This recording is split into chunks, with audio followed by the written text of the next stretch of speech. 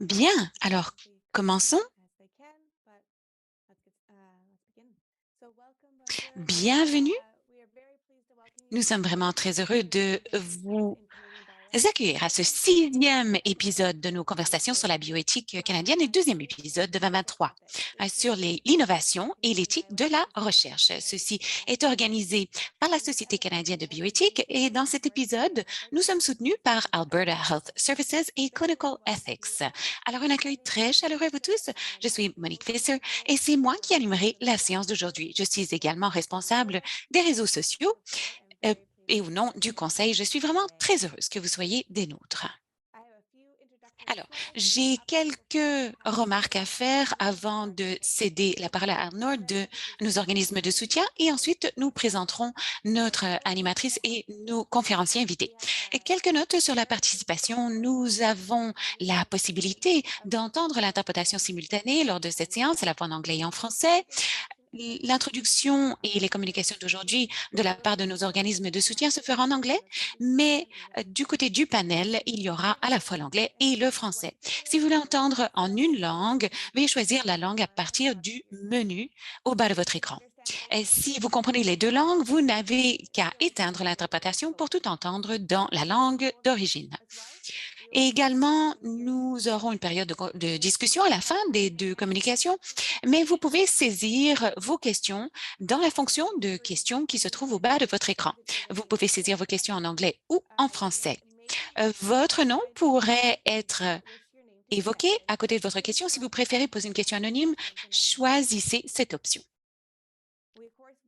Évidemment, nous valorisons beaucoup votre rétroaction. Si vous avez une rétroaction, envoyez-la par courriel à notre adresse électronique canadianbioethicssociety@gmail.com. Et évidemment, vos suggestions pour les épisodes à venir sont les bienvenues. Par ailleurs, cette séance est enregistrée et sera disponible sur le site Internet de la SCB. Vous pouvez aussi trouver des enregistrements passés, des conversations passées sur ce site. Alors, une remarque importante, il est vraiment très important de prendre un instant pour faire une reconnaissance territoriale. Ici, je présente une reconnaissance territoriale de Toronto. Je lirai cette reconnaissance territoriale, mais je vous encourage à réfléchir au territoire où vous jouez, travaillez et vivez. Il s'agit d'une première étape importante au service de la réconciliation avec les peuples autochtones du Canada. Je reconnais que l'endroit où je me trouve est le territoire traditionnel d'un grand nombre de nations, dont les Mississauga de Cree, les Anishinaabeg, les Chippewa et les Haudenosaunee, ainsi que le peuple Wendat. Et il abrite à présent un grand nombre de Premières Nations, d'Inuits et de Métis diversifiés. Je reconnais également que Toronto est couverte par le traité 13 avec les Mississauga de Cree. Nous reconnaissons que les peuples autochtones n'ont jamais accepté de partager leur territoire avec les populations qui étaient des colons originaux et actuels. Nous reconnaissons tous les peuples autochtones de l'île de la Tortue pour leur engagement et la protection du territoire et de ses ressources. Je reconnais à présent ce qu'est la SCB. Il s'agit d'un organisme interdisciplinaire qui accueille des conversations importantes sur la bioéthique. La SCB a lancé cette série de conversations en avril 2022 pour poursuivre les conversations et l'apprentissage au fil de l'année, en dehors des conférences. Nous cherchons à entendre des panélistes d'horizons diversifiés. Gardez un œil sur nos pages Internet et dans nos réseaux sociaux pour assister à nos événements, dont la prochaine conversation qui aura lieu en septembre. Si c'est la première fois que vous entendez parler de la SCB et que vous voulez faire partie de la conversation, envisagez d'en devenir membre. Nous sommes très reconnaissants de reconnaître les organismes et les personnes qui nous soutiennent individuellement.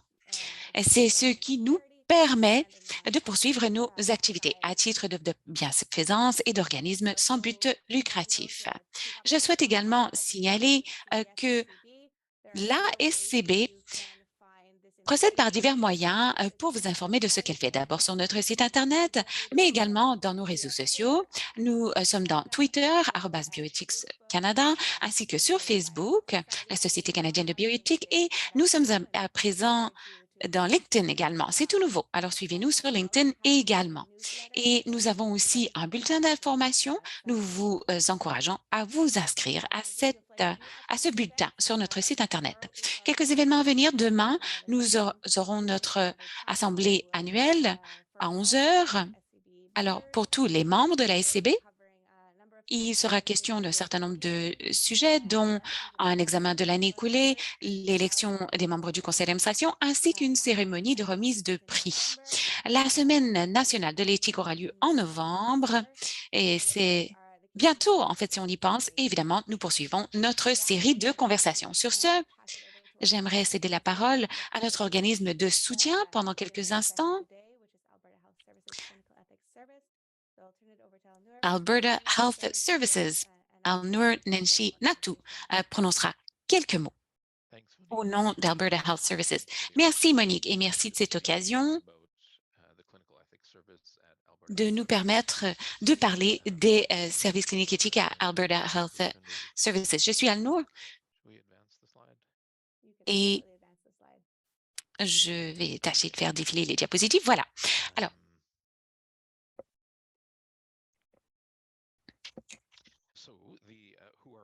Alors, qui sommes-nous? Le service d'éthique clinique de AHS compte 16 postes. Cela comprend 12 éthiciens cliniques, un éthicien du niveau organisationnel, 2 membres du personnel administratif, ainsi qu'un directeur général. Et nous travaillons selon un modèle d'équipe, c'est-à-dire que chaque éthicien donne un soutien à un site ou un programme. Il peut s'agir d'un hôpital tertiaire ou alors d'un programme pour les soins continus ou de longue durée. Alors, avec tous les services disponibles d'AHS dans la province, à nous 16, nous couvrons donc l'ensemble de la province. Et ce modèle provincial nous permet de se soutenir, soit quand les gens sont absents ou que nous avons besoin de soutien additionnel s'il y a une poussée de demande dans un domaine ou alors s'il y a une urgence quelconque pour des particularités comme la pandémie. Cela nous permet de nous adapter aux circonstances. Alors, le travail que nous faisons relève généralement de 3 volets que vous connaissez sans doute si vous travaillez dans le domaine. Alors d'abord, consultation en matière d'éthique, et c'est fait par l'entremise de ce qu'on appelle l'orientation. Ça peut être des conversations seul à seul ou facilitées avec d'autres prestataires de soins de santé, des membres de la famille, ou cela peut se faire au niveau, comme je disais, individuel ou organisationnel. Le deuxième volet concerne l'éducation et cela sont des services offerts sur demande à l'interne ou alors nous organisons des communications présentées par exemple sur l'heure du déjeuner. Nous faisons aussi des séances informatives qui peuvent être faites à divers moments qui conviennent à notre public. Et environ une fois par mois, de septembre à mai, nous organisons donc ces déjeuners causeries. Et les séances plein feu, si vous voulez, ce sont des séances éducatives sur un thème qui est en demande ou qui fait l'objet d'un besoin important. Et ils sont généralement plus importants, également plus interactifs. Donc, depuis un an, nous avons fait des séances sur la détresse morale, la vaccination obligatoire. Donc, cela a donné beaucoup d'intérêt. Et le troisième domaine, c'est l'élaboration des politiques et leur examen. Donc, nous offrons un soutien à divers groupes de travail et nous faisons aussi un examen de politiques indépendantes. Alors, depuis un an, notre équipe a passé en revue environ 30 politiques au sein de l'organisme et du côté éducatif, nous avons 125 à 150 séances éducatives en un an pour les membres de l'équipe. Je souhaitais également mettre en exergue certaines autres ressources que nous offrons. Alors, de temps à autre, nous offrons un document ou des ressources qui sont affichées sur notre site Internet au niveau organisationnel ou alors pour le grand public. Et certaines des ressources que nous avons mises au point assez récemment comprennent des mémoires sur l'éthique. Ce sont de court document qui présente un aperçu d'une analyse éthique de questions très fréquemment posées. Et certaines des choses qu'on a fait récemment, entre autres, divulgation d'erreurs médicales, traiter les patients lorsqu'on a un manque de capacité, prise de décision avec les parents, allocation de ressources rares, ensuite gestion de relations difficiles. C'est un enjeu qui est souvent soulevé, ici comme ailleurs, très certainement. Et également, un sur l'évaluation de l'aide médicale à mourir, et ensuite, la détresse morale. Alors, toutes ces ressources, ainsi que les trois volets que j'évoquais, sont essentiellement un aperçu très général de ce que nous offrons en équipe. Évidemment, je serai heureux de répondre à vos questions si vous voulez me contacter après cette séance. De retour à vous, Monique. Merci beaucoup.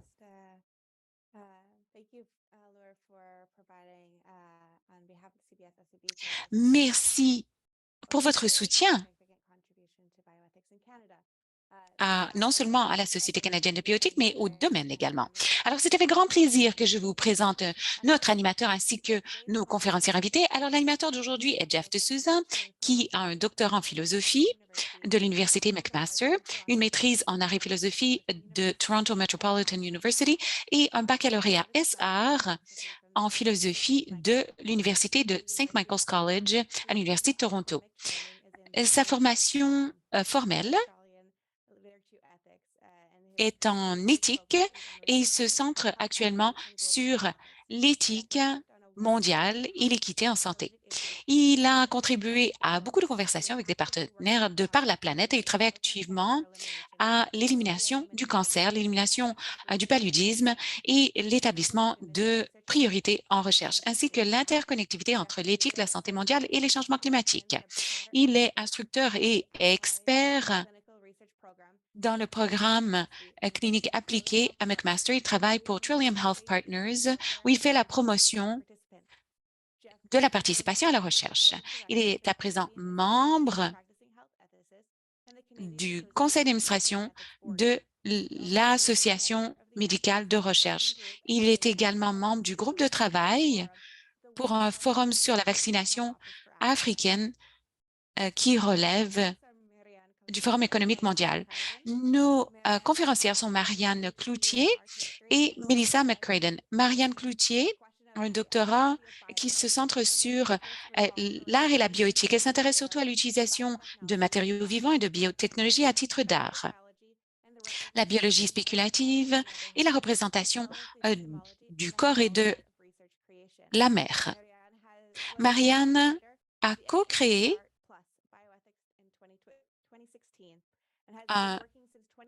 une exposition récemment et à l'heure actuelle, elle travaille à l'Université de Montréal à la réappropriation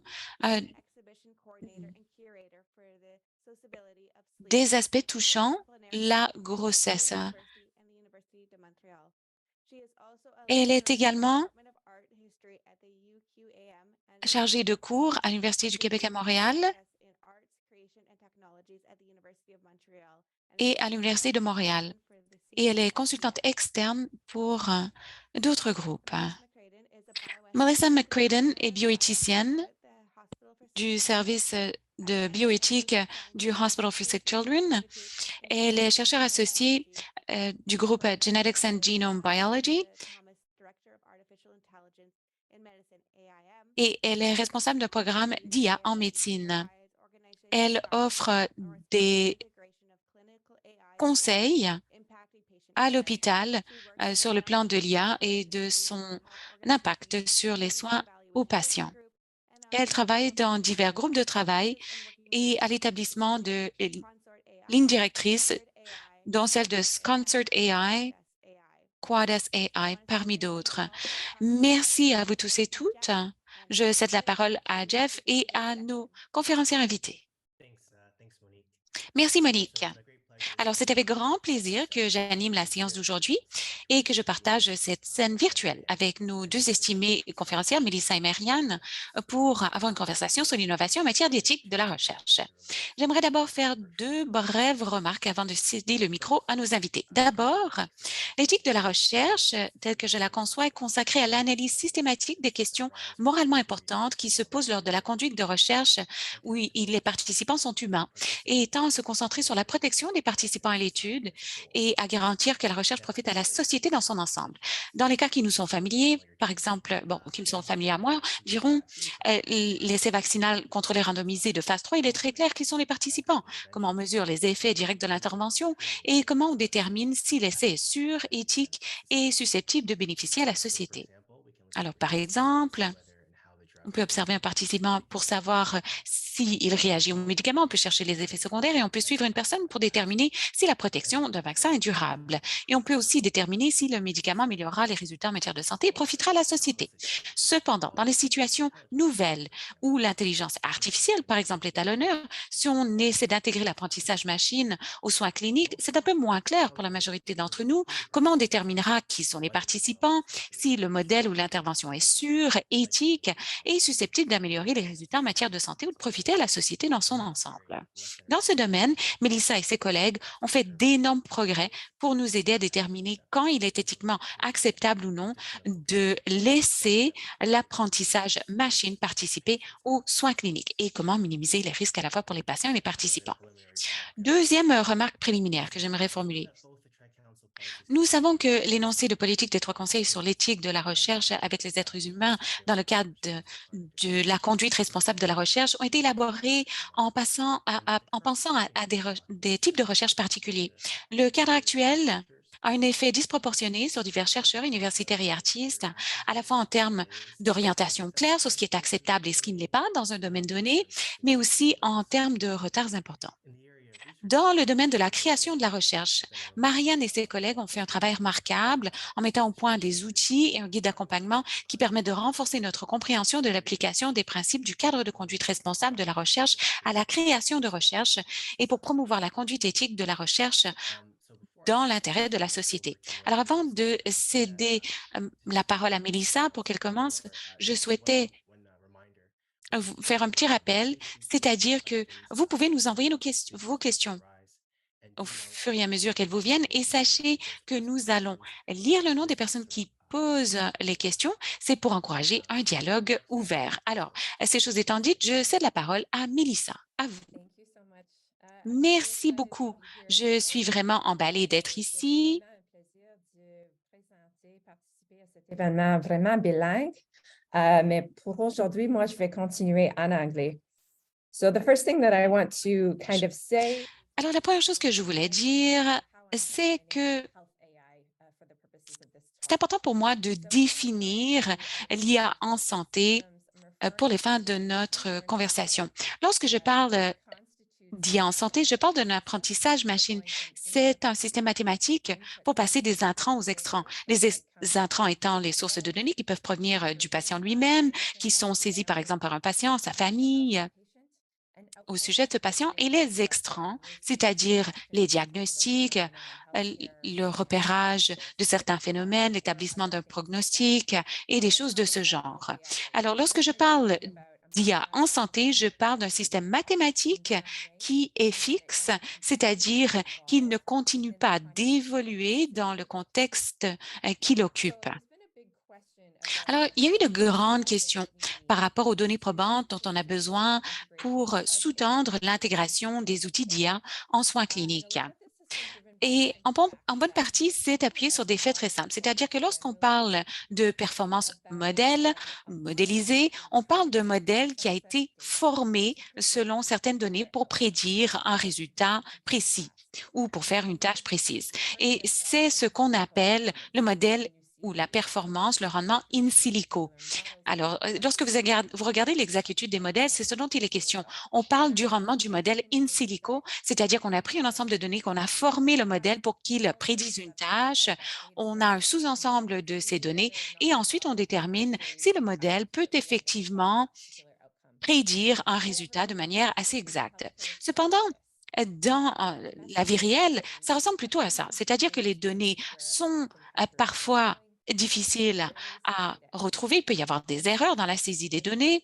Et donc, dans les circonstances où le modèle doit performer dans la vie réelle, nous avons un décalage par rapport au rendement du modèle en laboratoire, si on veut. Alors, mes collègues et moi ont tâché de s'attaquer à cela en examinant le type de données probantes dont on a besoin pour sous-tendre l'utilisation de l'apprentissage machine au chevet du patient. Alors, à notre institution, nous avons un parcours qui est constitué de ces trois étapes. À l'étape exploratoire, il est question de la mise au point d'un modèle, c'est-à-dire que le modèle in silico, où on se sert d'un ensemble de données pour voir si l'apprentissage machine peut s'adonner à une certaine tâche. Une fois qu'on arrive à le faire et qu'on a un modèle qui peut être intéressant, on passe à l'essai silencieux. Il en sera question un peu plus tard dans le cadre de mon exposé, mais essentiellement, il s'agit d'un test de la validité écologique, c'est-à-dire que le modèle tel qu'élaboré dans le contexte de recherche peut-il être généralisé à un nouvel environnement, à savoir l'environnement clinique. Une fois que nous sommes satisfaits que le modèle peut effectivement être utilisé dans l'environnement concret, c'est là qu'on lance une demande en vertu d'une évaluation prospective, donc sur le plan éthique, afin de procéder à des essais cliniques. Alors, à chacune de ces étapes, au cumul, nous avons les données probantes dont on a besoin pour sous-tendre l'intégration.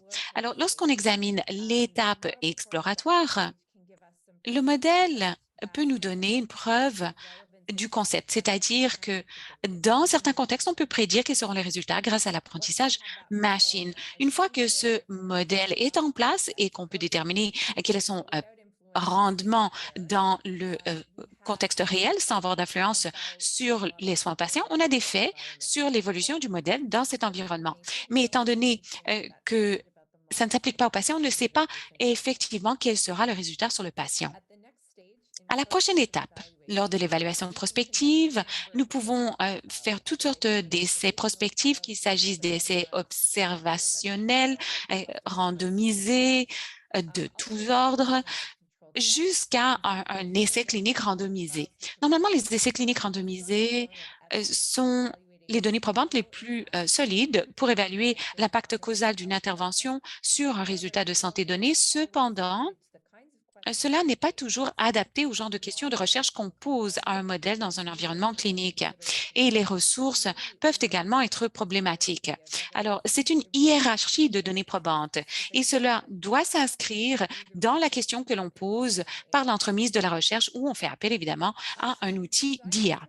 Alors, on a conçu cela pour s'appliquer à divers parcours, divers cheminements qui mènent à l'élaboration de données probantes. Par exemple, si vous pensez aux innovations médicamenteuses ou technologiques, on a l'étape 1, c'est-à-dire l'évaluation in silico, et ensuite, vous avez l'évaluation silencieuse qui est particulière aux outils d'IA. Une fois que cette étape est franchie, on peut passer à l'évaluation clinique précoce. Alors, c'est similaire, si vous voulez, à l'évaluation sécuritaire d'autres outils. Et ensuite, on passe à la troisième étape, évaluation prospective. Donc, on cherche quelle est la conformité avec les lignes directrices comme Spirit et Consort. Une chose qu'on encourage par l'entremise du Conseil de l'éthique dans la recherche, on se sert de ces lignes directrices comme modèle de protocole ou de plan d'analyse pour véritablement préparer les équipes qui font ces recherches aux rapports qui devront être produits et aux exigences de conformité dans la recherche.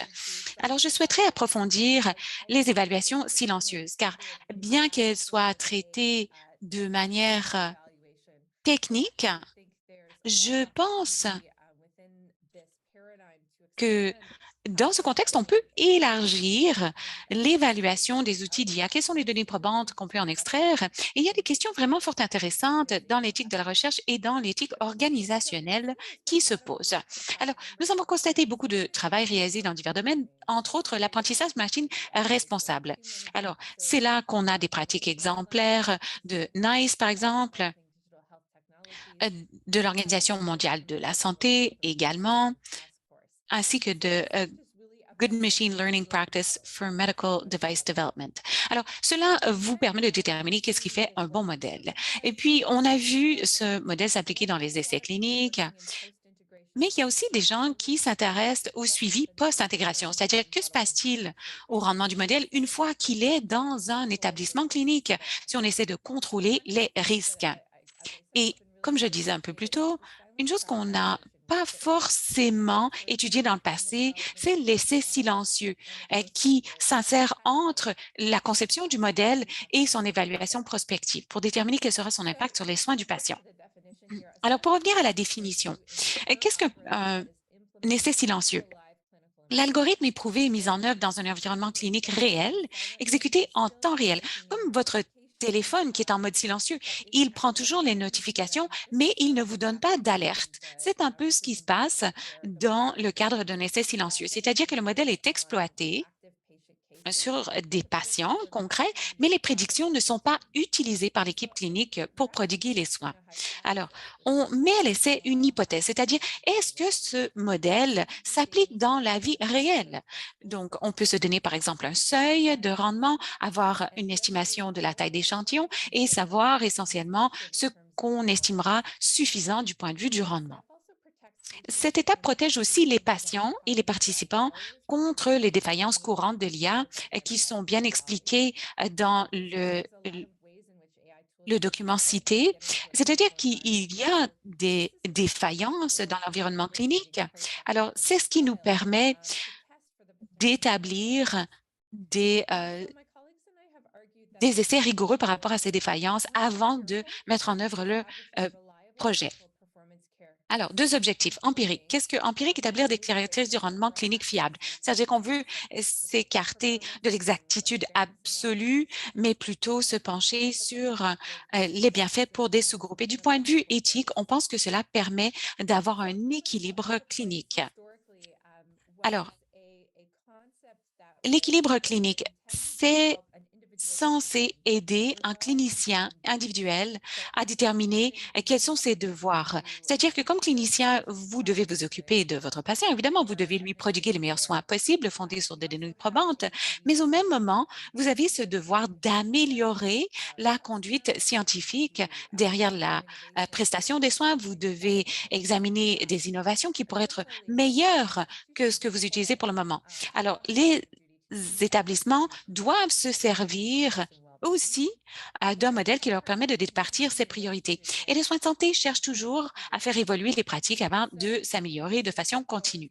Alors, l'équilibre clinique permet de résoudre ces difficultés. C'est-à-dire que si la communauté d'experts a de réelles incertitudes par rapport ou bien fondé d'une intervention qui serait supérieure à la norme actuelle, ils sont justifiés d'offrir aux participants ou aux patients la possibilité de participer à cet essai. Alors, ça a été conceptualisé pour faire la promotion de l'intérêt du patient et du participant, donc évidemment le consentement éclairé, le mécanisme par l'entremise duquel on peut examiner la situation et dire voici cette possibilité qui est sous-tendue par de données probantes. On met à l'essai une nouvelle possibilité qui pourrait être meilleure, peut-être pas, et c'est au patient de choisir si oui ou non il veut participer. L'autre chose que cela peut faire, c'est que cela peut nous aider à avoir un concept plus réaliste d'un essai. Lorsqu'on fait un essai silencieux, cela nous permet de voir si on peut ventiler le rendement. Par exemple, est-ce que ça fonctionne pour tous les patients, des patients, par exemple, qui ont diverses comorbidités. Et cela nous permet d'adapter l'essai clinique prospectif où on teste l'impact en fonction de ces données probantes précliniques. Donc, ça permet de résoudre ces dissonances, c'est-à-dire qu'on ne sait pas comment protéger les intérêts du patient dans un essai clinique prospectif. Cela nous permet aussi d'avoir des évaluations complémentaires. Et là, à mon avis, c'est quelque chose qui est sous-apprécié. Si on pense à l'essai silencieux à titre simplement d'essai technique, on rate le coche, car on pense que cela peut permettre de mobiliser les patients et les familles dans la mise en place de ce genre de projet en vue, évidemment, de les intégrer. Alors, pensez aux valeurs des patients, comment ils souhaitent voir les étapes de la réception des extrants du modèle à l'agissement en fonction des extrants du modèle. Et on reconnaît aussi l'importance des facteurs humains. Par exemple, pour les cliniciens qui ont une énorme charge de travail, ils ont beaucoup de signaux qui fusent de toutes parts dans l'environnement clinique. Quel est le meilleur moyen de communiquer cette information à l'usager? Comment le faire en tenant compte de considérations d'inclusion, d'accessibilité, sachant que ce ne sont pas tous les cliniciens qui peuvent, par exemple, comprendre un signal bleu ou vert ou rouge, la taille du texte et aussi également la stigmatisation associée à certains libellés. On veut aussi se pencher sur l'utilité clinique. Un modèle pourrait prédire quelque chose qui est utile et qui est exact, mais ce n'est pas forcément quelque chose qu'un clinicien peut utiliser.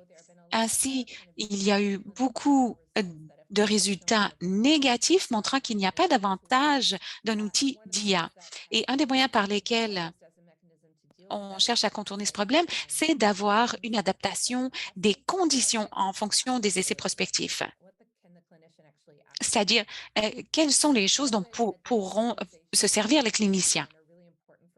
La visualisation, la conception des interfaces est très importante du point de vue de l'accessibilité et c'est également important du point de vue de la prévention des a priori d'automatisation. Il y a des moyens de visualiser des prédictions cliniques qui peuvent augmenter les biais d'automatisation. Donc, il est important de faire des essais avant de se servir de ce modèle dans un contexte clinique. Et cela peut nous permettre aussi de cerner des besoins en matière d'éducation, c'est-à-dire quelle est la formation nécessaire du clinicien pour qu'il puisse se servir du modèle convenablement. Donc, ce que je propose, en fait, c'est que tous ces éléments fassent partie de l'éthique des données probantes que l'on recueille pour l'utilisation de modèles d'IA, non pas seulement pour justifier l'intégration dans un contexte clinique, mais également quels sont les modèles par lesquels on peut faire la promotion de la conduite éthique dans le cadre d'un essai clinique prospectif. Voici quelques exemples des moyens par lesquels on essaie de se servir de cette formule à SickKids. Un d'eux décrit l'utilisation d'une application d'imagerie dans une clinique d'urologie et ensuite vous avez l'environnement des soins intensifs. Ces deux environnements ont des besoins très différents et donc on met en exergue le besoin d'adaptation, d'adapter les mécanismes de collecte de données probantes pour l'environnement en question. Alors, quelles sont certaines questions sur lesquelles on se penche dans le domaine? Alors, quel devrait être le rôle de ces essais silencieux? À titre de membre du conseil d'éthique de SickKids, et je fais partie du panel sur l'IA, une des choses qu'on s'est demandé, c'est dans quelle mesure il est obligatoire pour les équipes de faire un essai silencieux sur le site avant de lancer un essai clinique. Par exemple, si on avait un modèle qui avait été mis au point ailleurs, peut-être qu'il aurait été validé dans une certaine mesure dans un autre environnement clinique, qui pourrait être pédiatrique ou non. Et donc, ce que le conseil doit obtenir pour garantir qu'il protège les participants à la recherche, c'est justement un modèle comme l'essai silencieux. Ensuite, on s'est demandé, est-ce que les chercheurs devraient être tenus de communiquer les résultats de cet essai au conseil d'éthique dans la recherche avant de procéder à l'essai clinique? Dans certains cas, les conseils d'éthique dans la recherche disent, si vous faites telle chose, vous pouvez procéder avec telle autre chose. Alors, on s'est demandé quel est le rôle du conseil d'éthique dans la recherche sur le plan de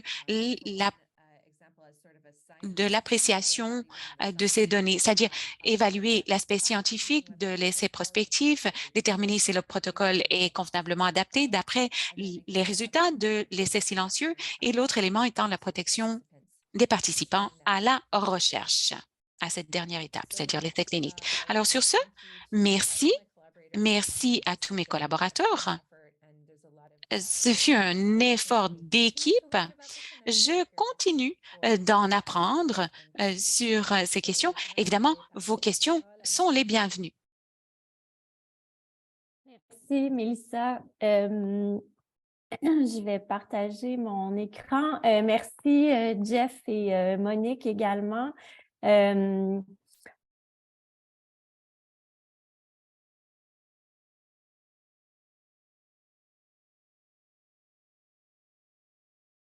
Je suis très heureuse d'être avec vous aujourd'hui. Merci Amanda, Victoria et Catherine de cette invitation. Je suis très heureuse de faire partie de cette conversation aujourd'hui. Alors, I will be presenting in French, but maybe after... Je vais présenter ma communication en français, mais après coup, peut-être que nous pourrons en discuter dans les deux langues. Collaboration avec des artistes en milieu universitaire.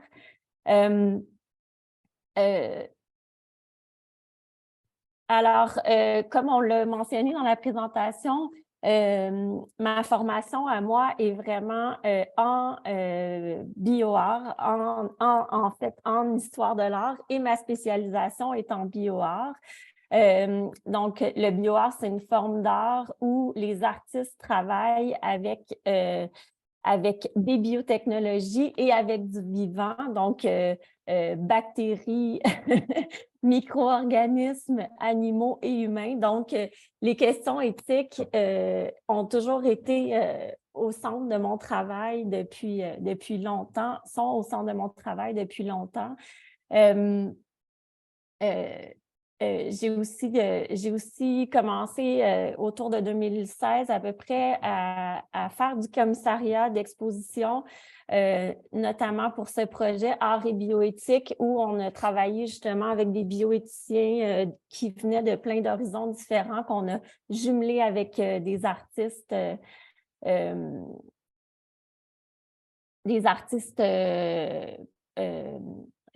émergents ou des artistes avec des pratiques un petit peu plus établies pour essayer de créer une espèce de dialogue comme ça entre l'art et la bioéthique.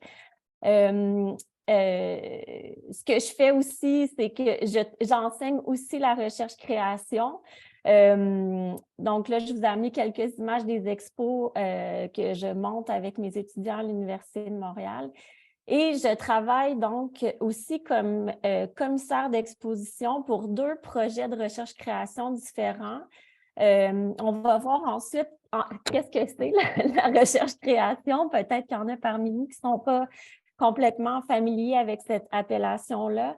Donc, le premier projet, c'est entre l'Université de Montréal et l'Université McGill. C'est la professeure Alana Tain et la professeure Alexandra Kaminska qui mène ce projet-là, qui est vraiment un projet interdisciplinaire autour de cette question-là du sommeil. Et c'est vraiment une équipe d'artistes et de scientifiques. On a des médecins spécialistes du sommeil qui font partie de cette équipe-là. On a des artistes en résidence et on a toute une série de discussions où art et sciences comme ça se mélangent autour de cette question-là du sommeil, et on est en train de travailler. Là, ça, c'est mon mandat, moi, dans le cadre de ce projet. On est en train de monter une exposition qui va avoir lieu l'été prochain à Montréal, au carrefour à l'Agora du cœur des sciences de l'UQAM. Avec les projets là, de ces artistes en résidence. Et je travaille aussi à la chaire McConnell, Université de Montréal, en recherche-création sur la réappropriation de la maternité. Je passe rapidement parce que je vais vous en parler un peu plus en détail tout à l'heure. Alors, le plan de ma présentation aujourd'hui, on va voir brièvement qu'est-ce que c'est que la recherche-création, contexte, définition. Je vais vous parler un petit peu d'un outil réflexif qu'on a produit dans le cadre d'un projet de recherche. Et ensuite, on va entrer un petit peu plus en détail justement dans ce qu'on a fait dans le cadre de cette chaire sur la réappropriation de la maternité. Donc, notre mission, objectif, c'est quoi notre conception de la recherche-création dans le cadre de ce projet-là en particulier, comment on a fonctionné et nos réalisations. Puis, je vais vous parler un petit peu aussi justement des enjeux qui ont été soulevés par ce travail particulier-là en contexte universitaire avec des artistes. Alors, qu'est-ce que c'est que la recherche-création? Je vous ai mis deux citations qui proviennent d'un court texte de Darren Manning, qui est une artiste et professeure à l'Université Concordia. Donc, toute forme de création provoque dans le processus de création même un mouvement de la pensée et créer et excéder la pensée. Je trouvais que c'était une belle introduction à ce que c'est que la recherche-création. Hein, cette idée-là que réfléchir, que faire de la recherche, c'est aussi par la création. Donc, quelques moments clés de la recherche-création dans le contexte spécifique du Québec. Hein, moi, je suis à Montréal. Donc, dans les années 60, à la fin des années 60, il y a eu une commission d'enquête sur l'enseignement des arts au Québec et ça a mené ça à la publication du rapport Rioux. Et suite à ça, l'École des beaux-arts de Montréal a été intégrée à l'Université du Québec à Montréal, et un peu le même scénario à la Ville de Québec. Hein, l'École des beaux-arts, qui était une institution séparée, a été intégrée à l'Université Laval. Autre moment fort aussi, en 97, il y a eu la création du premier doctorat en études et pratiques des arts à l'UQAM. Donc, qu'est-ce que ça change tout ça? En fait, c'est qu'on se retrouve avec des artistes, avec des pratiques artistiques, mais dans un contexte universitaire qui doivent répondre, si on veut, aux mêmes normes que les autres professeurs. Donc, ça, c'est une chose. On va voir ça, qui a amené à ce vocabulaire-là de recherche-création. On va voir un peu d'autres scénarios un peu plus tard. Donc, d'autres approches ou des appellations qui vont lier recherche et création. Hein. On va parler des fois de artistic research, art-based research, creative research, performative research. Il y a plusieurs termes comme ça pour parler de ce lien-là entre recherche et création. Il n'y a pas de consensus encore au niveau des définitions. Il y a beaucoup de définitions différentes. Et là, je vous ai amené aujourd'hui la définition de recherche-création du CRSH, hein, du Conseil de recherche du Canada, donc cet organisme qui finance beaucoup de recherche-création maintenant. Approche de recherche combinant des pratiques de création et de recherche universitaire et favorisant la production de connaissances et l'innovation, mais grâce à l'expression artistique, à l'analyse scientifique et à l'expérimentation. Donc, je pense que ces termes-là sont importants, l'idée d'expression artistique et d'expérimentation aussi. Donc, le processus de création qui fait partie intégrante de l'activité de recherche permet de réaliser des œuvres bien étoffées sous diverses formes d'art. La recherche-création ne peut pas se limiter à l'interprétation ou à l'analyse du travail d'une créatrice ou d'un créateur. Donc, de l'histoire de l'art, par exemple, tout seul, ce n'est pas de la recherche-création. De travaux traditionnels de développement technologique ou de travaux qui portent sur la conception d'un curriculum. Parmi les domaines qui peuvent être liés à la recherche-création, hein, mais ce n'est pas une liste exhaustive, il y a notamment l'architecture, le design, la création littéraire, les arts visuels, peinture, dessin, sculpture, céramique, textile, etc., art du spectacle, danse, musique, théâtre, cinéma, vidéo, art interdisciplinaire, art médiatique, électronique, ainsi que les nouvelles pratiques artistiques. Donc, je pense que ce qui est important de retenir, donc on peut faire de la recherche-création comme individu. Hein? Ça peut être une personne qui conduit un projet de recherche-création par lui-même, par elle-même. Et ce que ça va donner aussi, c'est qu'il va y avoir beaucoup d'équipes qui vont conduire des projets de recherche-création, hein, où on va avoir ce mélange-là souvent entre art et sciences, en plein de domaines différents. Et ce qui est important de retenir, je pense, c'est que finalement, il y a cette espèce d'échange perpétuel, d'aller-retour perpétuel entre la recherche et la création. Il y a une espèce d'articulation constante entre la théorie, la pratique, la recherche, la création. Donc, c'est une espèce Louis-Claude Paquin et Cynthia Nourry ont utilisé dans leur cartographie de la recherche-création. Si jamais ça vous intéresse, je vous invite à jeter un coup d'œil à ce document-là. Le ruban de Mobius là, qui tourne sur lui-même. Donc, pour illustrer un peu cette dynamique-là entre la recherche et la création dans ces pratiques-là.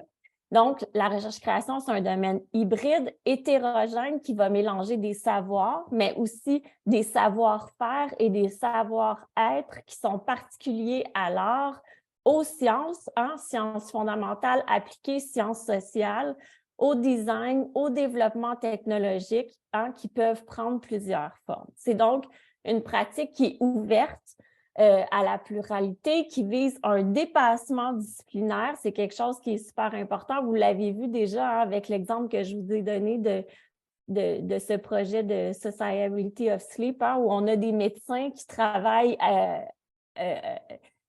en équipe avec des artistes. Et la recherche-création va inviter aussi à une réflexion sur l'esthétique en tant que production collaborative de savoir. Donc, il y a un peu cette idée-là que finalement, la production de savoir, ça peut aussi se faire à travers la création artistique, entre autres. Alors, un des problèmes que la recherche-création pose en milieu universitaire, c'est le fait, par exemple, que les politiques de conduite responsable en recherche ne sont pas tellement adaptées encore à ces pratiques-là. Il y a un peu une incompréhension entre ces deux sphères-là. Donc, de 2016 à 2018, j'ai participé à un projet portant sur ces questions-là, qui était une action concertée du Fonds de recherche du Québec, du FRQ, avec le bioéthicien Bryn William Jones, Philippe Gauthier et François-Joseph Lapointe, deux autres professeurs de l'Université de Montréal. Donc, notre projet s'intitulait « La conduite responsable en recherche-création », donc outillé de façon créative pour répondre aux enjeux d'une pratique en effervescence. Donc, c'est un projet qui était vraiment axé sur la pratique de la conduite responsable en recherche, mais dans les contextes qui sont spécifiques à la recherche-création. On s'est questionné sur comment favoriser une sensibilisation mutuelle de ces deux univers-là, de la recherche-création et de la conduite responsable, et sur la facilitation du dialogue entre ces deux communautés-là.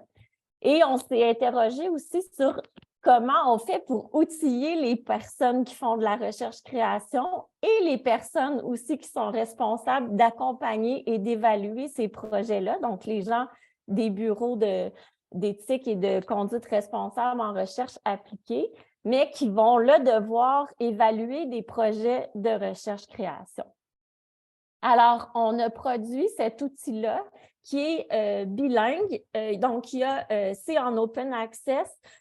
Vous pouvez le trouver facilement sur le web, en anglais, dans sa version anglaise et dans sa version française.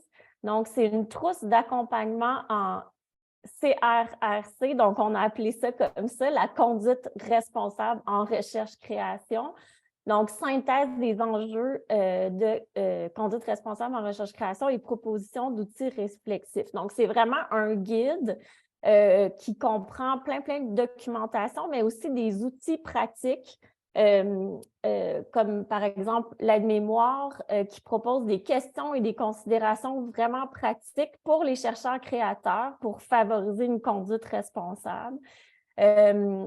Aussi des synthèses des recommandations institutionnelles. On a aussi créé des études de cas. On s'est beaucoup amusé à inventer des projets de recherche-création qui n'existent pas pour essayer d'illustrer c'est quoi les manquements les plus courants dans des projets de recherche-création. On se questionnait, par exemple, comment on fait... comment on fait pour les questions d'autorat, par exemple, alors que dans les domaines scientifiques, ça ne fonctionne pas du tout de la même manière que dans les domaines artistiques, hein? Souvent, l'auteur d'une œuvre dans un projet d'art visuel, c'est un artiste. L'auteur d'un article scientifique, ben, des fois, c'est 15 personnes, alors qu'en sciences humaines, c'est très rare. Là, souvent, c'est une personne, des fois deux. Donc, c'est toutes ces cultures-là qui viennent se mélanger et qui font que ça pose plein de questions. Donc, l'autorat, c'est juste une question parmi tant d'autres, mais qu'est-ce qu'on fait avec le scientifique qui a émis des idées pour un projet de recherche-création? Est-ce qu'il devrait devenir co-artiste avec l'artiste? Est-ce que lui aussi devrait signer son nom sur l'œuvre finale d'un projet? Donc, tout ça, c'est des belles questions, je pense, sur lesquelles on s'est penché. Et il y a aussi il y a une balado-discussion sur les conflits d'intérêts, les conflits d'engagement aussi qui sont rencontrés par les chercheurs créateurs dans un contexte académique. On a fait plein d'entrevues, on a épluché de la littérature, ça a été un très beau projet. Donc, je vous invite à jeter un coup d'œil à ce document-là si c'est des questions qui vous intéressent.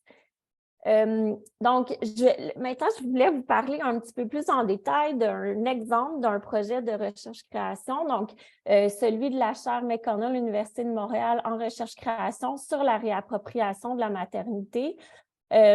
Donc, la mission et les objectifs de ce projet-là, donc, c'est vraiment des artistes et des chercheurs qui s'intéressent à la question de la réappropriation de la maternité, à la problématique des violences obstétricales dans un contexte plus général de violences faites aux femmes et aussi aux enjeux médicaux et éthiques liés à la reproduction, la maternité, mais ça inclut aussi les étapes de la procréation, de la grossesse, de l'accouchement et de l'allaitement. Donc, on cherche aussi à travers ce projet-là à créer un lien avec le public, avec les différents intervenants des soins périnataux. Et on fait ça comment? Bien, à travers des résidences d'artistes, des expositions et aussi des rencontres recherche, on a appelé ça des rencontres recherche-création interdisciplinaires, qui sont des événements où justement il va y avoir des scientifiques, des artistes, différents intervenants communautaires qui vont discuter ensemble autour d'une thématique suivie d'une discussion où le public est également convié. Alors, la structure de la chaire, donc nos 3 co-titulaires, Marie-Marc Cousineau, qui est professeure à l'École de criminologie de l'Université de Montréal, qui est spécialisée sur la question des violences faites aux femmes, François-Joseph Lapointe, professeur au département de sciences biologiques, mais qui est aussi artiste, et Vardit Ravitsky, qui est professeur au département de médecine sociale et préventive de l'Université de Montréal, qui est spécialisée, qui est bioéthicienne aussi et qui est spécialisée notamment sur les questions liées à la reproduction assistée. Voilà, moi, j'agis comme coordonnatrice et commissaire d'exposition. Et notre comité scientifique, vous allez voir, qui est assez interdisciplinaire. Donc, on a un médecin, Antoine Payot, Raymond Gagnon, qui est professeur au département de sage-femme de l'UQTR, Sylvie Lévesque, prof en sexologie, Monique Régimbald-Zébert, qui est artiste et prof à l'École des arts visuels, Myriam Barriot-Fortin, qui est notre collaboratrice, qui est liée à la galerie de l'Université de Montréal, et on a toujours des représentants vice-doyens et vice-doyennes. Donc, à la chaire, notre conception de la recherche-création, qu'est-ce que c'est? Eh bien, c'est réfléchir et créer du savoir à travers la création de projets artistiques d'envergure et l'élaboration d'expositions. Et ce qu'on cherche à faire, c'est vraiment étudier les projets artistiques dans toutes les étapes de leur processus, des étapes de conceptualisation en passant par les étapes de recherche, les différentes phases de création, jusqu'à la réalisation finale d'une création par les artistes. notre conception de l'exposition, mais pour nous, l'exposition, c'est un lieu de théorisation. C'est une forme alternative de production du savoir. Ça permet vraiment de cristalliser des réflexions, de les présenter de manière différente, visuellement avec des textes aussi, mais aussi dans cette idée de dialogue avec le public. Et ça donne à voir une problématique de recherche, mais à travers des œuvres et une méta-réflexion sur ces processus créatifs. L'exposition, elle permet aussi de transmettre des connaissances, mais autrement que par des articles ou des conférences, et aussi, on espère rejoindre un public plus vaste qui n'est pas seulement universitaire. Alors, comment on fonctionne à la chaire? On a des artistes en résidence, donc on a fait un appel au début de la chaire à l'international. On a reçu, je pense, 55 dossiers d'artistes potentiels. On a sélectionné 4 artistes et on a une 4e artiste, Hermione Wiltshire, qui est à l'étranger, qui est à Londres, qui fait une plus petite résidence. Et sinon, nos artistes en résidence, on en a choisi 3 et elles font des très longues résidences avec nous, c'est-à-dire qu'elles font chacune 6 mois de résidence avec nous à la chaire pendant 3 ans. Donc, c'est assez particulier, c'est rare d'avoir des résidences qui se déroulent comme ça à travers plusieurs années. Donc, la première artiste avec qui on travaille, c'est une artiste avec une pratique vraiment multidisciplinaire, Caroline Boileau. La deuxième, Heidi Barkun, qui est une artiste avec une approche un peu plus conceptuelle. Et la troisième, Kimberly de Young, qui a un profil vraiment particulier. Elle est danseuse professionnelle, elle est chorégraphe, mais elle est aussi doula. Donc, doula, c'est les accompagnantes à la naissance. It's not like midwives, but it's some kind of midwives. Un peu comme une sage-femme, mais pas une sage-femme, une doula. Avec ces artistes-là, on a développé plein d'activités à travers les années. Donc, tout d'abord, nos artistes tiennent des blogs, des blogs de recherche-création où on peut vraiment suivre l'évolution de leur projet. Donc, chacune de nos artistes mène un projet particulier avec un thème particulier et ces projets-là sont à la fois très, très, très différents, mais aussi très complémentaires. Je vais vous en parler un petit peu plus. Donc, c'est ça. Donc, et sur leur blog, ben, elles postent plein de choses. Ça peut être des textes poétiques, des images, des créations qu'elles sont en train de mener, des textes de réflexion, des fois des textes très théoriques. Elles nous parlent de leur lecture. Donc, c'est vraiment une manière de suivre un peu le cours de leur pensée au fil de leur projet. Donc, les projets de nos artistes ont en commun d'être basés sur des entrevues avec des personnes. Donc, là, je vous ai mis ici l'appel à contribution pour le projet de Kimberly de Young. Donc, c'est un projet qui s'intitule Mother qui discute plus précisément de l'histoire du passage à la vie parentale. Donc, elle a fait des entrevues avec plein de gens. Elle a commencé par un sondage, puis ensuite, elle a contacté les gens, certaines personnes, pour faire un travail plus en profondeur. Et son projet, il s'est beaucoup transformé au fil des mois et même des années. Au début, elle voulait vraiment travailler avec le grand public. C'est comme ça qu'elle avait fait son sondage. Et finalement, elle s'est mise à réaliser des entretiens avec ses collègues danseurs et danseuses qui avaient répondu au sondage à propos de leurs expériences de ce moment-là de passage à la parentalité, comment les gens ont vécu leur accouchement. Ça parle de violence obstétricale aussi, mais ça va plus large. Il y a aussi un homme danseur qui est homosexuel et qui raconte tous les défis que ça comportait, le processus d'adoption, de devenir parent. Et comment elle a fonctionné, c'est qu'elle a fait une entrevue d'1 heure qui est enregistrée audio Et suite à ça, les danseurs et les danseuses font une improvisation dansée d'1 heure. Et ensuite, Kimberly fait un montage entre ces images-là qui sont absolument magnifiques et les discours, les témoignages de ces danseurs et ces danseuses.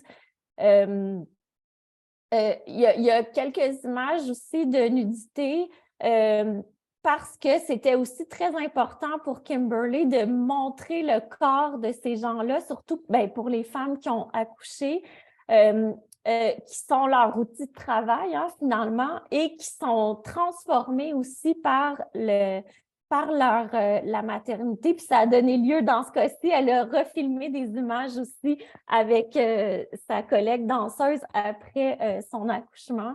Voilà, donc c'est des images qu'on a exposées sous forme de vidéo c'est des créations qui sont très, très fortes d'un point de vue esthétique, mais aussi du point de vue du discours qui est abordé. Un autre projet, le projet de Heidi Barkun, donc c'est un projet qui, là, se concentre sur la question de la PMA, de la procréation médicalement assistée et de la question des abus dans ce contexte particulier. Donc, elle a aussi conduit des entrevues. Elle continue encore en ce moment à conduire des entrevues avec des gens qui ont vécu la procréation médicalement assistée et qui ont vécu cette question-là de l'abus, des gens qui se sont fait un peu pousser dans le dos des fois pour continuer leur parcours ou est-ce qu'ils ont senti de la pression? Est-ce que c'est des questions comme ça aussi qu'elle voulait aborder à travers son travail, mais elle s'intéresse aussi aux gens, pas seulement aux gens qui en ont vécu, mais aussi aux gens qui sont dans les cliniques de fertilité, par exemple, aux médecins, aux infirmières qui accompagnent ces personnes-là, pour vraiment avoir différentes facettes de cette problématique-là, pour pouvoir vraiment explorer différentes facettes de cette problématique-là. Et là, je vous montre une œuvre qui fait partie de son corpus qu'elle a développé suite à ses entrevues. Donc, c'est pour une expo en ligne qu'on a fait l'année dernière et ça s'intitule « Témoin » et elle a fait une œuvre, encore une fois, c'est très conceptuel. Donc, ça commence avec toute une série d'abréviations et de sigles qui existent dans l'univers de la PMA ou pas, qu'elle a complètement inventé. Et ça semble quelque chose de très, très, très froid. On a de la liste, là, on a cette liste-là, puis ensuite, on a une liste de témoins qui sont c'est des personnes qui ont vécu des parcours de PMA. Alexandra, 40 ans. Puis là, elle nous donne plein de détails. Le courriel qu'elle a reçu, combien de temps a duré son entrevue avec cette personne-là. Mais aussi, tranquillement, il y a des détails sur leur parcours de PMA. Est-ce qu'il y a eu des grossesses? Oui, il y a eu 2 grossesses, mais finalement, il n'y a pas eu d'accouchement. Donc là, on se rend compte aussi des histoires personnelles qui sont derrière ces espèces de données factuelles-là. Et on comprend aussi toute la lourdeur des processus et des parcours. Et on a en plus, là, c'est une capture d'écran de l'œuvre en ligne que je vous ai mis ici. On a aussi des images de plein d'objets qui ont été utilisés par ces personnes-là et que les personnes ont envoyé par la poste à Heidi dans leur parcours. Donc, des tests d'ovulation, des fois, c'est des chaussons qui ont été tricotés pour leur bébé, mais qui finalement, c'est indiqué que ça n'a jamais servi parce qu'il n'y a jamais de bébé qui est né au terme de tout ce processus-là. Donc, on voit derrière cette œuvre qui semble très froide au départ, toute la sensibilité justement de ces parcours-là qui apparaissent tranquillement. Peut-être, je ne sais pas où j'en suis dans mon temps. Je voulais vous parler aussi. Comment? Hi, Jeff, if you could take maybe another minute or two, I'm not sure. Okay. Encore 1 ou 2 minutes, c'est tout, désolé. Okay, sorry, I didn't check my time. OK, désolé, je n'avais pas vérifié ma montre. un peu de la question des demandes éthiques parce que I promise I won't be too long. Je vous promets que je ne serai pas longue. Ben, vous voyez que donc, dans le cadre de la chaire maternité, c'est compliqué parce qu'on a vraiment fait des entrevues avec des personnes. Je vous ai parlé tout à l'heure de l'autre projet de recherche pour lequel je travaille sur The Sociability of Sleep. C'est différent parce que, ben, c'est sûr qu'il y a eu de la mécompréhension au départ sur le projet comme tel. Donc, le comité d'éthique de la recherche en arts et humanité avec lequel on a fait affaire pour ce projet-là, en fait, ils avaient une petite inquiétude par rapport au rôle des artistes dans le projet. Ils ne comprenaient pas trop comment nos artistes venaient s'imbriquer dans le projet, mais une fois qu'ils ont compris que nos artistes, ce n'étaient pas les sujets de recherche, mais c'était finalement un peu comme des collaborateurs, même si ce n'est pas leur vrai statut officiel. Ils n'ont pas de vrai statut officiel à l'université. Finalement, ça va, on s'est sauvé des demandes éthiques. Mais dans le cas de la chaire maternité, bien, vous avez vu, on a fait des entrevues avec les personnes et c'est des sujets assez sensibles. Donc, en plus, on travaillait avec le comité de recherche en santé.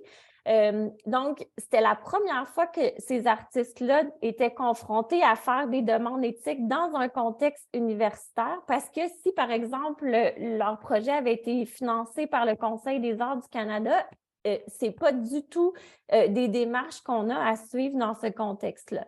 Donc, encore une fois, il y avait un travail de traduction des langages entre les sphères, études cliniques versus art visuel. Et il y a eu beaucoup de questions sur le recrutement des participants et des participantes, l'archivage d'informations, qu'est-ce qu'on va faire de cette information-là, la question de l'anonymat et la question de la conservation des données, par exemple.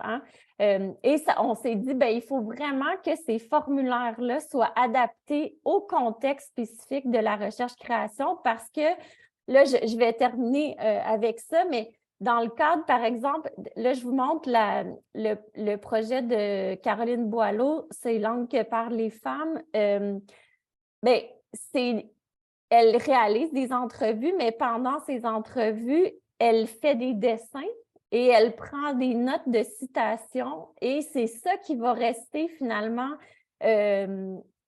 c'est ça, ces notes d'entrevue, c'est ça, ces données de recherche, si on veut, mais c'est aussi des œuvres d'art. Donc, il n'y aura pas de destruction de ces données de recherche puisque ça fait partie de son projet de création comme tel. Donc, c'est pour ça que je disais que les demandes, les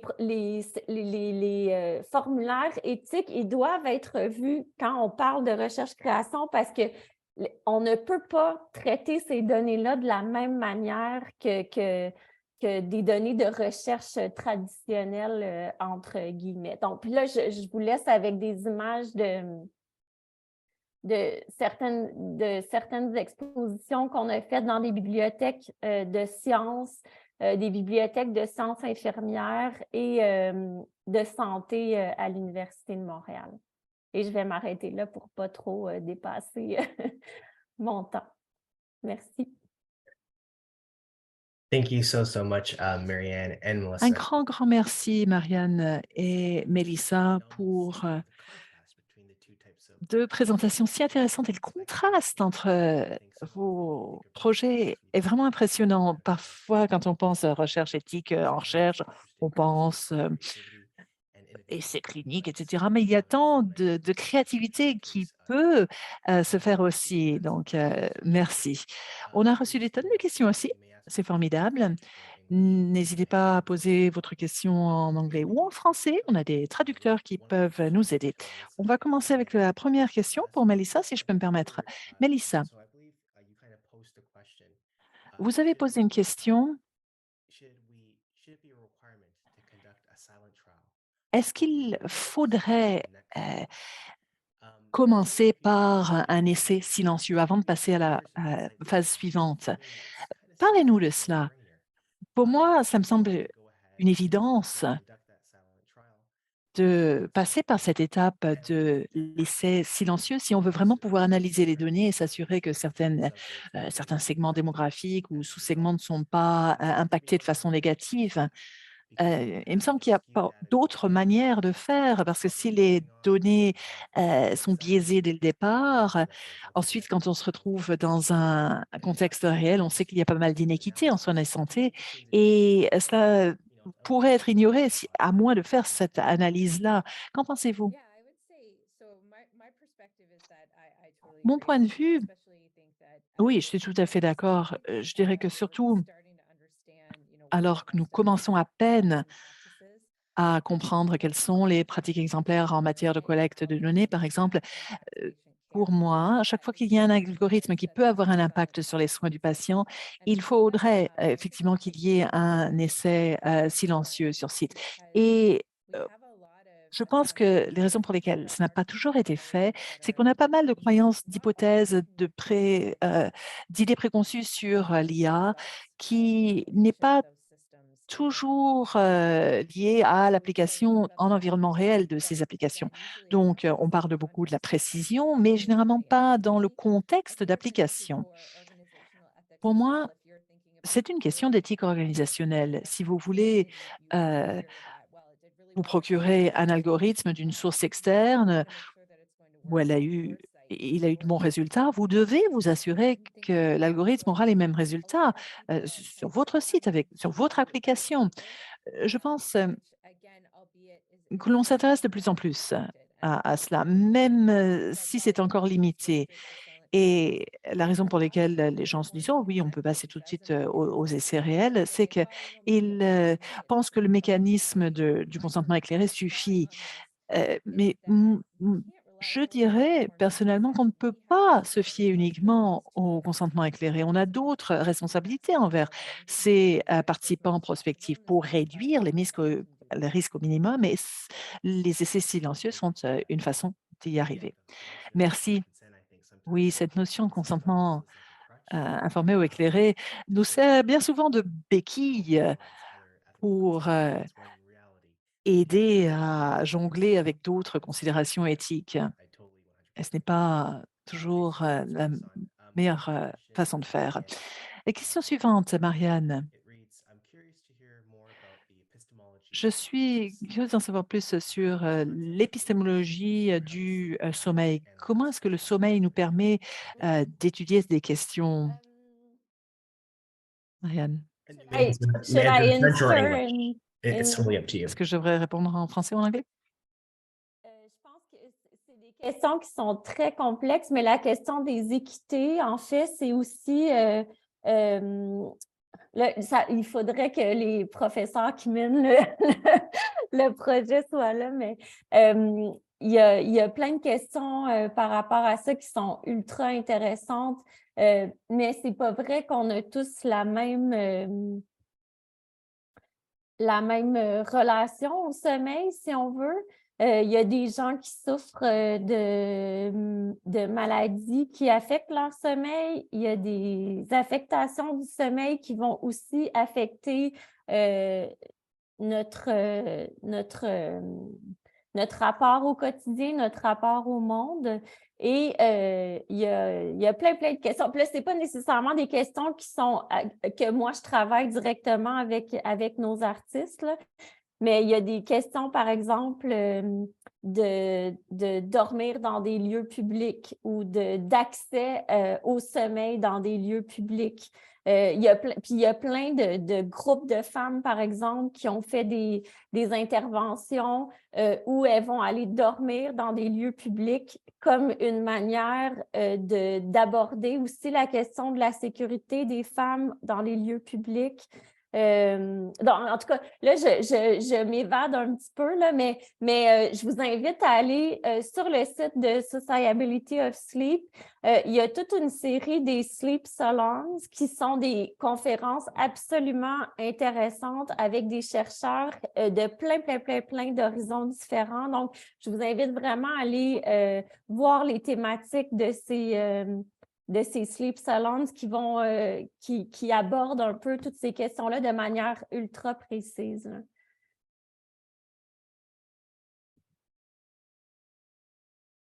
Thank you, Marianne. Merci, Okay, Marianne. let's press on here. So this question is for Passons, continuons. Une question pour vous deux, en fait. Melissa, Marianne. Both of you Mélissa et talked about Marianne, knowing or learning. vous avez toutes deux parlé de façon d'apprendre et de Marianne, savoir par l'apprentissage machine et le corps. Est-ce que vous pourriez parler du contraste entre ces différentes façons d'apprendre et de transmettre l'information? Je vais vous laisser décider qui veut prendre la parole. Je ne sais pas What si was j'ai your bien compris la question. Est-ce que vous voulez que je la répète? Oui, est-ce que je vais la relire. Les deux panélistes ont parlé de façon de savoir et d'apprendre, Mélissa via les machines et Marianne par des œuvres d'art. Est-ce que vous pourriez parler du contraste entre ces différentes façons d'apprendre et de transmettre l'information? Si vous ne voulez pas parler du contraste, peut-être, en fait, le contraste ressortira peut-être de vos réponses. Mélissa, vous êtes prête à répondre? Ben, moi, pour moi, Marianne, le contraste, à vous écouter parler, c'était qu'on avait donc cette connaissance de plusieurs parties participantes qui se rassemblaient, qui formaient un nouveau produit. Et donc, l'une des distinctions qui m'est venue, c'est que dans notre contexte, l'apprentissage machine, il y a différents points de vue, mais pour moi, l'apprentissage machine, ce n'est pas un détenteur de savoir. C'est une forme, une façon de synthétiser l'information et nous sommes les détenteurs de savoir. Ensuite, nous prenons ces informations et nous en informons pour agir. Donc, c'est quelque chose qui est ressorti pour moi parce que moi, j'essaie de ne pas anthropomorphiser les machines. Voilà mon point de vue, en tout cas. Mais je pense aussi qu'il ne s'agit pas vraiment. Oui, effectivement, nous produisons du savoir, des connaissances, mais je suis désolée, si b c'est si bruyant chez moi. On travaille, dans l'appartement d'en face, ça vient de recommencer.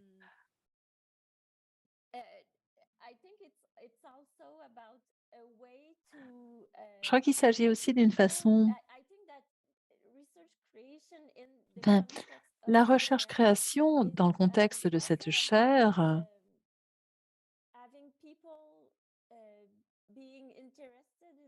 vise également à intéresser les gens à des problématiques, qui sont souvent un peu invisibles. Après, je pense que on va c'est des savoirs qu'on produit, mais avec aussi des sensibilités différentes. C'est pas juste it's not only about producing Il ne s'agit pas simplement de produire de nouvelles connaissances, mais aussi un peu comme vous l'avez dit, Mélissa, il s'agit de produire, du savoir, mais à différents niveaux en même temps. Où est-ce que la science peut rencontrer les sentiments humains, les sensibilités? Et c'est cela que la recherche-création peut faire. Oui, produire du savoir, mais cela nous aide aussi à réfléchir aux problématiques très différemment. Je ne sais pas exactement si ma réponse est claire ou non, mais No, I think that makes sense. And cela a beaucoup de sens. one contrast I perhaps Un contraste didn't read que in j'ai relevé, is j'espère, Melissa, when you were talking about c'est Mélissa, quand vous avez parlé de connaissances, de savoir, c'est un peu bon, cette pyramide des données probantes et certaines données sont observationnelles, qui ont peut-être moins, sont peut-être moins reliées à la vérité, alors que vous, c'est moins hiérarchique, Marianne. Ça vous semble, oui, l'idée, c'est plus d'arriver à partager des savoirs, je pense. Et oui, je pense pas qu'on est nécessairement dans. Puis au contraire, mais il y en a encore, par exemple, de la hiérarchie, parce que, tu sais, j'ai parlé de cette idée de chercher à créer des liens, nous, dans le cadre du projet sur la maternité, c'était vraiment quelque chose qui nous tenait à cœur d'instaurer un dialogue avec des médecins qui font des accouchements, avec des infirmières qui font des accouchements pour avoir leur point de vue sur les violences obstétricales. Pour pas avoir juste le discours des femmes, par exemple, qui ont vécu des violences obstétricales et qui dénoncent ça. Non, oui, l'idée, c'est de partager leurs ressentis, de partager leur perception de ces violences-là, par exemple. Mais ce qu'on voulait aussi, c'est d'avoir la perspective des médecins parce que c'est tout un ensemble de facteurs qui font en sorte, qui sont des facteurs de temps, des facteurs économiques, des facteurs, il y a plein de choses qui viennent se mélanger. C'est pas juste la formation des médecins, c'est pas juste, c'est tout un ensemble de facteurs qui fait en sorte qu'il peut y avoir des violences obstétricales, par exemple. Et nous, on voulait vraiment avoir cette discussion super multidisciplinaire avec vraiment des perspectives différentes. Mais au final, c'est aussi très difficile d'aller chercher ces gens-là. Ça, c'est vraiment un défi qui est le grand défi pour nous à la chaire. Puis là, notre projet, il se termine, puis on n'aura jamais eu autant qu'on voulait cette autre perspective-là de l'univers scientifique. Un peu à certains moments, mais...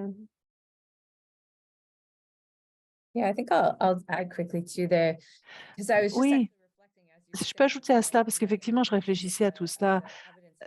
C'est vrai que j'ai cette hiérarchie des savoirs et donc je pense maintenant donc aux critiques qu'on peut faire, donc la médecine fondée sur des données probantes, et de savoir est-ce que effectivement certaines connaissances sont supérieures. Donc l'application dans ce contexte-ci, ça a été effectivement un peu on m'a attaqué un petit peu, donc on a résisté. C'est vrai qu'il y a quelques années, on disait effectivement l'exactitude de cet algorithme était telle que, eh bien, on ne posait plus de questions. Maintenant, il faut que l'on soit un petit peu plus spécifique. Quelles sont les données probantes qui sont générées? Pourquoi? Et qu'est-ce que tout cela signifie? Et moi, j'étudie aussi, enfin, je me dis effectivement, il ne faut pas qu'on tombe victime donc des fléaux du passé aussi. Je ne peux pas dire non plus que bien les données cliniques sont plus importantes que ce que nous racontent les patients eux-mêmes, par exemple. Donc, oui, je réfléchis à tout cela, à vous écouter, c'est intéressant. Très bien, il ne nous reste que quelques minutes. Je vais vous demander d'être concise dans vos réponses. Une autre question pour vous, Mélissa. L'IA, l'apprentissage machine, le changement climatique. Est-ce que tout cela s'imbrique? Quelle est l'empreinte écologique de certains types de recherches et comment est-ce qu'on peut justifier cela? Et puis, une question subsidiaire, secondaire, dans cet espace, est-ce que les questions de recherche visent une épargne, une économie ou plutôt une amélioration des extrants, des résultats de santé? Très bonne question. Et effectivement, pendant que je vous réponds, je vais vous montrer, enfin, je vais regarder un papier de recherche qui a justement étudié l'impact sur le changement climatique de ces questions-là. C'est effectivement un processus lourd en termes d'énergie. Et notre réflexion traditionnelle concernant les déchets de la recherche doit s'appliquer ici aussi. Il faut peut-être se limiter un peu plus dans ce que l'on va autoriser comme recherche. On fait beaucoup de choses actuellement et tout n'a pas forcément la même valeur scientifique. Donc, je vous encourage vraiment, enfin, j'encouragerais les chercheurs à se concentrer sur une amélioration des résultats de santé. Il faut se demander quel est l'avantage de santé qui peut justifier justement cette dépense énergétique. D'accord, merci. Nous avons encore le temps de poser une question à Marianne. Est-ce que vous pourriez commenter sur la façon dont les données générées de ces recherches sont maintenues ou stockées et ce que cela peut avoir comme implication éthique? Vous êtes en sourdine, Marianne. Sorry. Désolée. Ça dépend vraiment des projets, en fait. Il ne peut pas y avoir de conclusion générale sur la gestion des données dans les projets artistiques. C'est vraiment du cas par cas. Donc, et ce qui est compliqué aussi avec cette question-là, j'ai donné un exemple avec cet artiste dont les notes, les données de recherche, les témoignages qui vont lui être livrés ne peuvent pas être effacés parce que c'est des œuvres d'art. Les notes qui sont prises, il y a des parties de témoignages qui sont dans les œuvres d'art. Donc, on ne peut pas détruire les données. Après, je pense que puis c'est compliqué aussi parce qu'un projet artistique, c'est pas comme un projet de recherche. Le projet artistique, ça se peut très bien qu'il change complètement en cours d'élaboration et que on puisse pas prévoir au départ, alors que les certifications éthiques sont demandées, exactement comment seront utilisées les données. Mais je pense que les artistes, c'est des personnes habituellement qui travaillent de manière... c'est pas parce qu'ils ne travaillent pas habituellement dans un contexte universitaire qu'ils n'ont pas d'éthique de travail, au contraire. Puis je pense que dans le contexte universitaire, quand on accepte de travailler avec des artistes, il faut qu'on fasse confiance aussi à ces artistes sur la manière dont ils vont gérer les données. Donc après, ça se peut qu'il y ait des projets où, par exemple, on récolte des données puis qu'on se serve de manière anonyme de ces données-là, qu'on s'en inspire et que les données comme telles puissent être détruites au bout d'un moment. Ça arrive dans certains projets.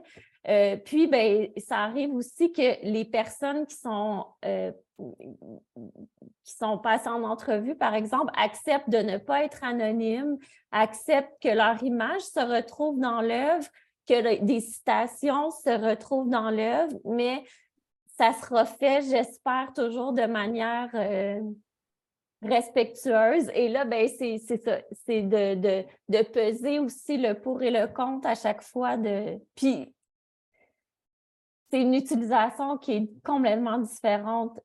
C'est pas le même but qu'une donnée de recherche. Là, je sais qu'il ne nous reste pas beaucoup de temps, donc je m'arrête là. Je ne sais pas si j'ai répondu à la question, mais... Yes, definitely. Oui, Just a tout à huge fait. thank you both, Melissa, Marianne. Écoutez, merci, un grand merci à vous deux, Mélissa et Marianne, de nous avoir parlé de vos travaux de recherche et merci à vous tous pour vos questions. Sachez qu'on a reçu toutes vos questions et on les transmettra à Monique, pardon, et Mélissa et Marianne. Oui, un grand merci.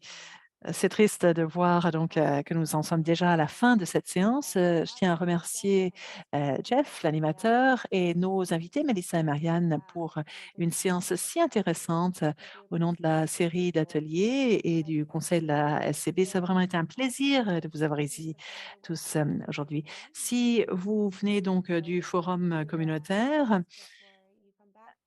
reposez-vous avant de revenir pour une autre ronde d'ateliers. Je vais vous laisser l'occasion donc de vous rafraîchir avant la fin de la journée. Au revoir.